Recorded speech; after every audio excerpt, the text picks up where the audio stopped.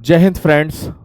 SSC GD 2024-25 exam की date आपके सामने आ गई है। 4 फरवरी 2025 से एसएससी जीडी का एग्जाम, जो रिटन एग्जाम है आपका, वो शुरू होने जा रहा है। तो कम से कम समय में, लगभग अगर मैं कहूं तो 60 से 70 दिन मात्र बचे हैं। तो मात्र इन 60 दिन में हम कैसे तैयारी कर सकते हैं। मैं जानता हूं अभी बहुत कुछ पढ़ना बाकी रह गया है, तो कैसे कम समय में हम चीजों को जानें, समझें और पेपर को पास करें। तो आज मैं आपको सामान्य हिंदी की जो रणनीति है उसके बारे में बताऊंगा। जैसे आप सभी जानते हैं, हमारी जो एसएससी जीडी के अंतर्गत सामान्य हिंदी आती है। इस सामान्य हिंदी में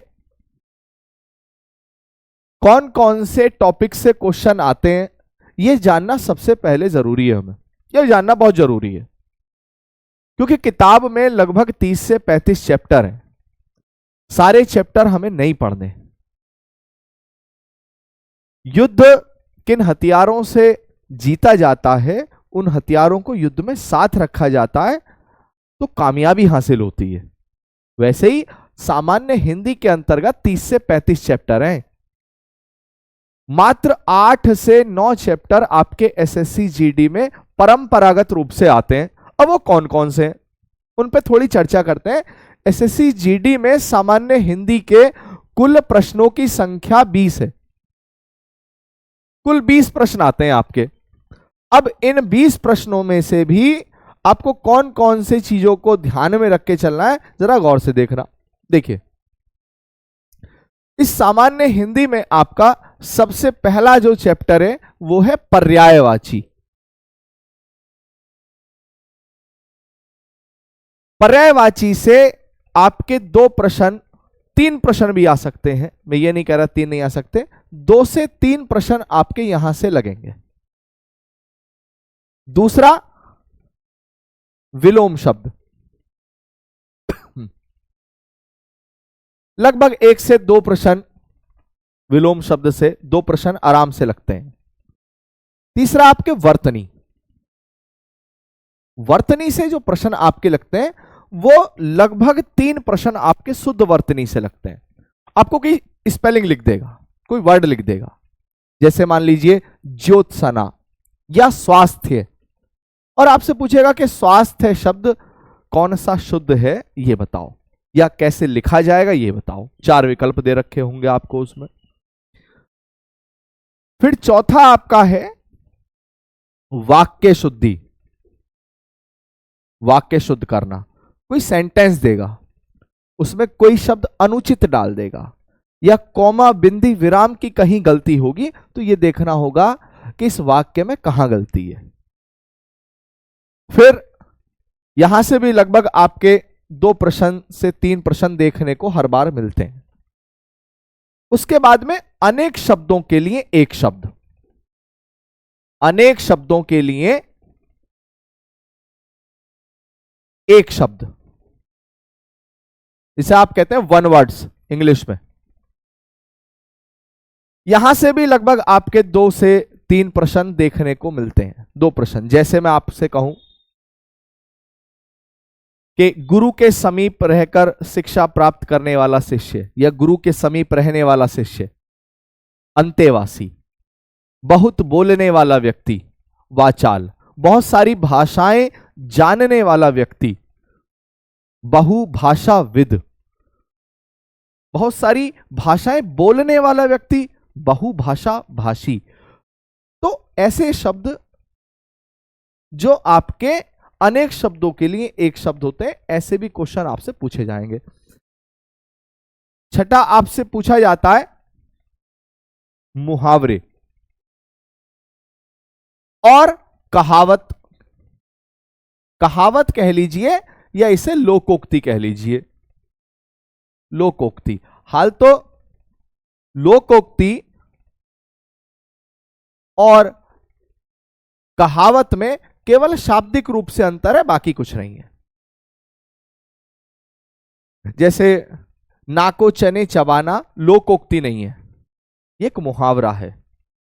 मुहावरा छोटा होता है, कहावत या लोकोक्ति थोड़ी बड़ी होती है। मुहावरे के पीछे ना लगा होता है ज्यादातर, दांत खट्टे करना, कलेजे पर सांप लौटना, इस तरह से। उसके बाद सेकंड लास्ट है आपका रिक्त स्थान। एक वाक्य देगा, उस वाक्य में से एक वर्ड आपको भरना होगा। हाई स्कूल में, इंटर में, या 8वीं क्लास में, 6ठी क्लास में जो फिल इन द ब्लैंक्स होते हैं, रिक्त स्थान की पूर्ति, तो वो शब्द है। और लास्ट है आपका गद्यांश, एक पैराग्राफ आएगा। पैराग्राफ में से आपको क्वेश्चन करने होंगे, लगभग 4 क्वेश्चन यहां से आपके पूछे जाते हैं। ये परंपरागत सिलेबस है आपका, आप इसे आराम से लिखो कॉपी में, और केवल उतना पढ़ना है जितना हमारे पेपर में आ रहा है। जैसे रस, छंद और अलंकार हिंदी में ही होते हैं, पेपर में नहीं आते, एसएससी जीडी में, पुलिस के पेपर में पूछे जाते हैं, एसआई में पूछे जाते हैं। विशेषण, विशेष्य, ये आरओ में पूछे जाते हैं, यहां नहीं आते। लेकिन कई बार एसएससी जीडी हमारे साथ एक खेल खेलती है। जैसे कौन सा खेल मैं आपको बताऊं? जो नए बच्चे हैं हमारे, जो नए साथी हैं, तैयारी करने वाले,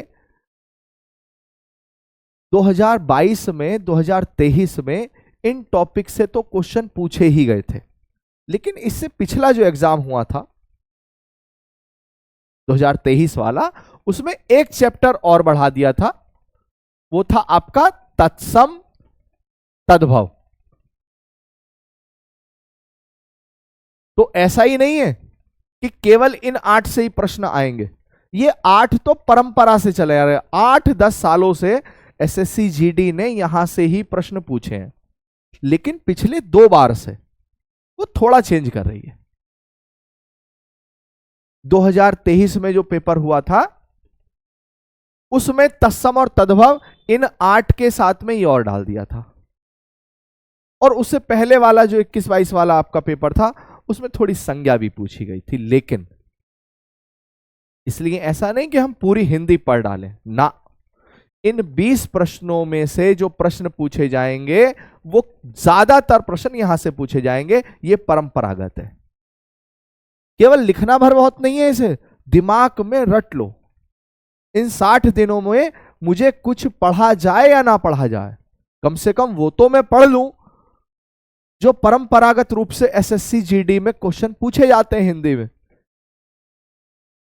क्योंकि बोझ को गधे की तरह कंधे पे ढोना नहीं है। क्या पढ़ना है ये जरूरी नहीं है, क्या नहीं पढ़ना है ये पहले जरूरी है। क्योंकि हिंदी में 30 से 35, लगभग 37 प्लस चैप्टर हैं, छोटे मोटे। निपात भी एक चैप्टर होता है, अकर्मक सकर्मक क्रिया भी होती है, रचनाएं भी हैं, पत्र लेखन भी है, डिक्शनरी भी आती है जिसे कहते हैं शब्दकोश। लेकिन शब्दकोश से आज तक कभी एसएससी जीडी में क्वेश्चन नहीं पूछे जाते। पर्यायवाची 3 क्वेश्चन आपसे पूछ लेगा कि अनल किसे कहा जाता है। तो ऐसा नहीं कि मैं और चैप्टर को पढ़ने के चक्कर में इन पर ध्यान ना दूं और मेरा समय भी निकल जाए और हाथ केवल हताशा लगे। तो पहला काम सिलेबस जानना कि पेपर में आता क्या है, पूछेगा क्या मुझसे। अब ज्यादा समय नहीं लूंगा, कुछ आपको शब्द आज सिखाता हूं और रेगुलर चीजें चलती रहेंगी इसी तरह से। मैं आपसे कुछ वर्तनी के शब्द लिखवाता हूं और फिर साथ ही उसका अर्थ जानेंगे। मैं कुछ शब्द मेरे सामने हैं और परंपरागत रूप से ये शब्द पूछे भी जाते हैं। मैं पहला शब्द आपको बोल रहा हूं, जो क्लास में बच्चे बैठे हैं मेरे सामने, वो शब्दों को लिखेंगे, और जो ऑनलाइन हमें देख रहे हैं, यूट्यूब के माध्यम से देख रहे हैं, अगर वो लिखने में सक्षम हैं तो वो भी लिखें। कुछ शब्द मैं आपके सामने बोलता हूं। एक शब्द लिखेंगे आप, जगत। जगत। दूसरा शब्द लिखेंगे सभी, सन, सन।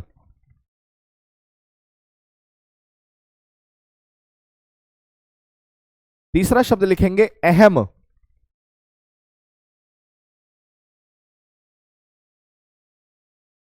अहम लिखा। फिर लिखेंगे बम,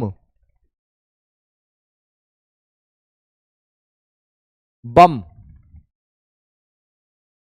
और फिर लिखेंगे अंतर, अंतर लिखा। कितने शब्द हुए? 5 शब्द हो गए, ठीक है। पहला शब्द बताएंगे। पहला शब्द क्या बोला? जगत। अब एक शब्द है आपका जगत। हो सकता है आपने जगत इस प्रकार लिखा हो, और हो सकता है जगत आपने इस प्रकार लिखा हो। अगर मैं आपसे कहूं कि दोनों ही ठीक है, तो कुछ बात रोचक है। क्या अंतर है, पहले ये जानो। यहां तय पूरा बना है और इस तय में यहां हलंत लगाया है, इसका मतलब तय आधा है। इस जगत में यानी इस संसार में, तो जहां जगत संसार के लिए आता है तो उसके अंदर तय में हलंत लगाया जाता है। संसार जिसे कहा जाता है दुनिया, इहलोक भी कह सकते हैं।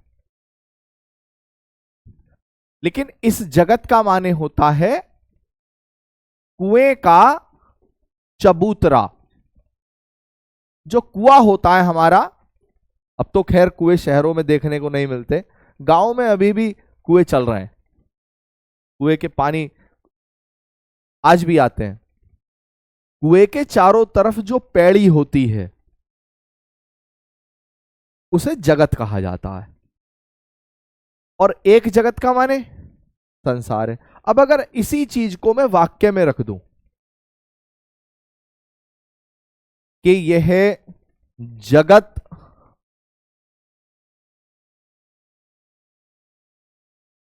नाशवान है,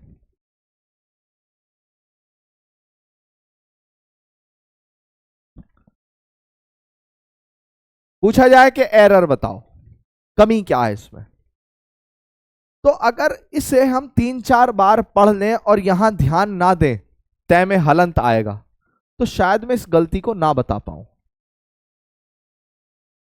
और इस तरह से नीचे विकल्प दिए होंगे कि कौन सा शब्द गलत है, या इस तरह से ए, बी, सी और डी, कि कौन से पार्ट में मिस्टेक है, आपके कौन से हिस्से में गलती है।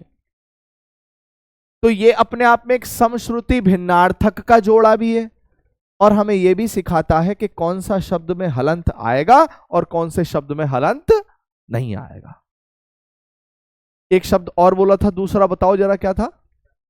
सन। अब एक शब्द है आपके सामने सन, देखिए, एक है सन और एक है सन। अगर नए में हलंत लगाऊं तो तुम्हारा जन्म किस सन का है बताओ जरा? 2006। क्या नाम है आपका? विवेक शर्मा। तो विवेक शर्मा जी, आपका जन्म है 2006 का। ये क्या है? सन है। सन यानी वर्ष। तो जब मैं वर्ष के लिए सन लिखूंगा तो नए में हलंत लगाना पड़ेगा, ये शुद्ध है। यही छोटी छोटी चीजें आपसे पूछी जाती हैं। लेकिन अगर मैं कहूं नए में अगर मैं हलंत ना लगाऊं तो ये भी सनी लिखा जा रहा है, सुनने में ये भी सनी है, और ये बोलोगे तो ये भी सन सुनाई देगा। जरा रस्सी लाओ एक, बोलो कैसी? सन की रस्सी। तो सन क्या है? रस्सी बनाने का वो पौधा, वो रेशे जिन्हें सन कहा जाता है। एक विशेष पौधा कितना अंतर है? सिर्फ किस चीज का अंतर है? इस हलंत का। तो आपसे कोई भी एग्जाम में ये वो एक्सपेक्टेशन रखता है, उम्मीद रखता है कि आपको हलंत का ज्ञान हो, कहां चंद्रबिंदी आएगी, कहां बिंदी आएगी, कहां विराम लगाया जाएगा, कहां पूर्ण विराम लगेगा, कहां अल्प विराम लगेगा, ये सारी चीजें। क्यों? क्योंकि आप आयोग में हिंदी लिखने का काम करेंगे,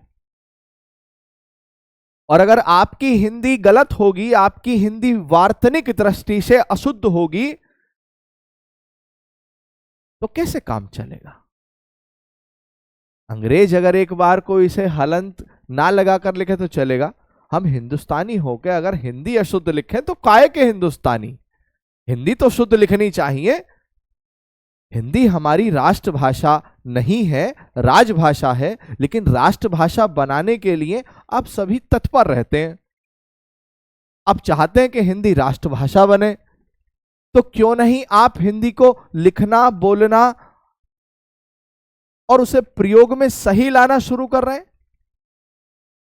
तो कायदे से बिंदी, विराम, हलंत, कॉमा, नुक्ता इनका प्रयोग किया कीजिए, तभी तो हिंदी राष्ट्रभाषा बनेगी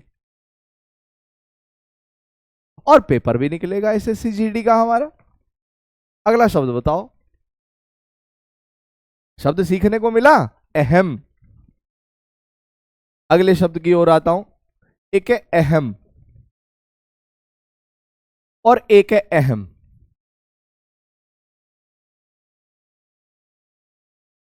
दो शब्द हैं, तुमने कौन सा लिखा? चलिए देख लेना बाकी सभी, सही कौन सा है। हाँ, ये नहीं कहना कि ये सही है, डिपेंड करता है कि जरूरत किसकी है। सन की रस्सी मंगाई है या तुम्हारा जन्म किस सन का है, दोनों बातों में अंतर है। एक है अहम, जैसे मैं कहूं कि हमारे जीवन में गुरु की अहम भूमिका है। हमारे जीवन में गुरु की अहम भूमिका है, मतलब विशेष विशेष महत्व, उसे कहा जाता है अहम। बड़े अहम में रहते हो, कॉलर खड़ा करके चलते हो, मोटरसाइकिल से पटाखे फोड़ते हो। अहम का मतलब है घमंड, अहंकार, घमंड। तो एक अहम का मतलब है विशेष, खास, जिसे कह देते हैं बड़ी अहम वस्तु है भाई, बड़ा अहम इंसान है। और एक अहम का मतलब है घमंड। जो वाक्य की डिमांड हो, जो सेंटेंस की डिमांड हो, उस शब्द को उस स्थान पे लिखना है मुझे। क्लियर है? यहीं से एक शब्द बना, अगर तुमने सुना हो तो, अहम में अगर मैं कार जोड़ दूं तो शब्द बनेगा अहंकार, कुछ इस प्रकार से।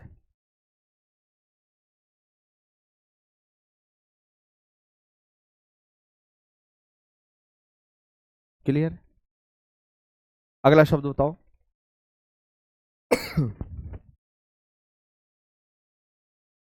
बम।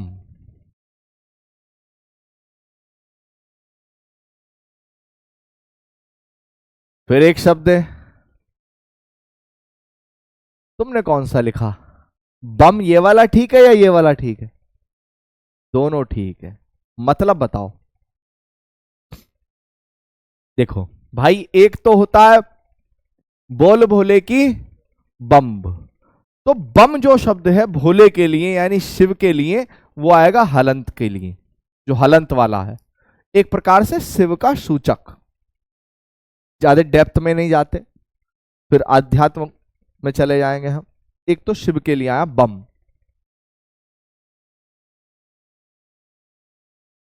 भैया वहां दंगा हो गया।